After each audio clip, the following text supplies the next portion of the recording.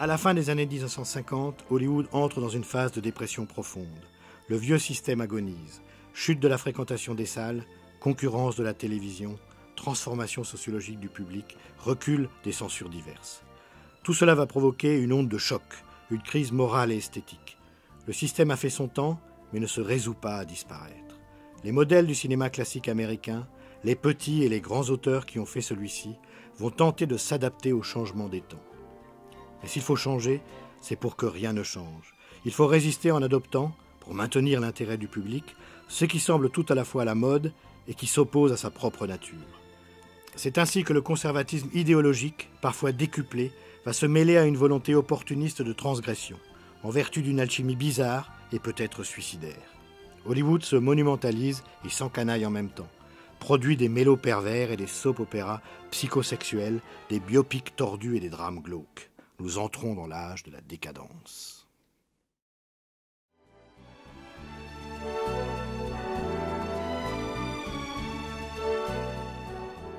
Premièrement, le Hollywood décadent fonctionne sur la révélation de sales petits secrets. Des secrets jusqu'alors cachés, désormais dévoilés dans la logique d'une résolution cathartique et d'une dénonciation salutaire de l'hypocrisie de la société américaine. Les mensonges sur lesquels se sont construits liens familiaux ou conjugaux apparaissent dès lors au grand jour. Les mélodrames dévoilent désormais d'infamantes vérités. Les couples sont en crise, la monogamie se fissure, l'adultère douloureusement vécu est une tentation permanente, les corps sont travaillés par une libido dévorante. Les traumatismes de l'enfance remontent et leur énonciation sous la forme de l'aveu et de la confession arrache les masques d'une turpitude originelle et d'une scène primitive choquante. Lucas Cross was a drunkard and a wife beater. And a child abuser. Object. Deuxièmement, la sexualité déviante devient la seconde nature de protagonistes à jamais enfermés dans leur névrose. Les pulsions asociales se donnent désormais libre cours et les individus ne sont plus guidés que par leur libido détraqué.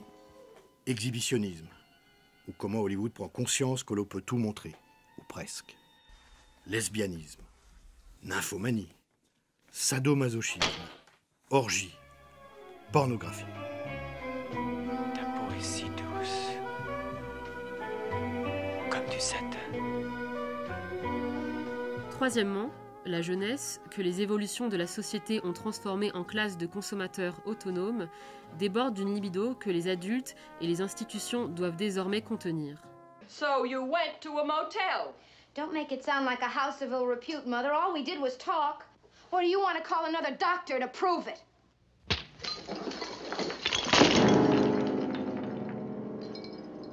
Merry Christmas, Mama. Quatrièmement, l'industrie du cinéma apparaît comme un cloaque turpide où les passions les plus folles et les plus honteuses, ainsi que les ambitions les plus basses, se déchaînent.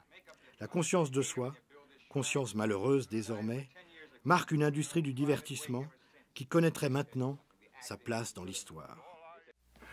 Well, I can see that this is inevitable. The time has come for us to start making sex films for the family.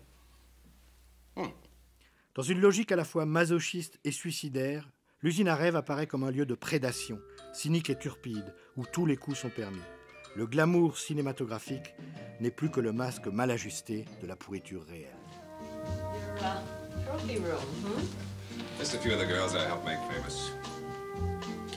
I'd like to see your picture up there. Cinquièmement, enfin, ce sentiment d'un classicisme décadent s'affiche lui-même dans l'évolution de la carrière de certains acteurs, soit parce qu'ils inscrivent dans leur corps même le mûrissement et la dégradation, comme Bette Davis et Joan Crawford, soit parce qu'ils affirment le paradoxe d'un emploi contrastant avec leur innocence première, celle de leur début, et corrompant subliminalement celle-ci.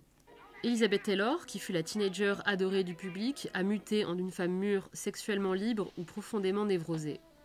De la même façon, est-il possible de comprendre le John Wayne cancéreux, interprétant un pistolero malade dans Le Dernier des Géants de Don Siegel, comme l'inscription douloureuse d'un corps vieilli, dans l'image, elle-même symptomatique de la phase terminale dans laquelle était entré le système.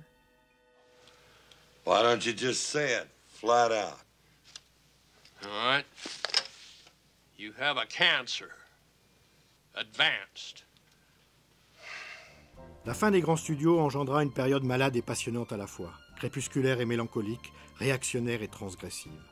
comme la volonté désespérée de faire durer encore, pendant quelque temps, un monde qui s'écroulait sous les assauts d'une modernité qui allait tout emporter.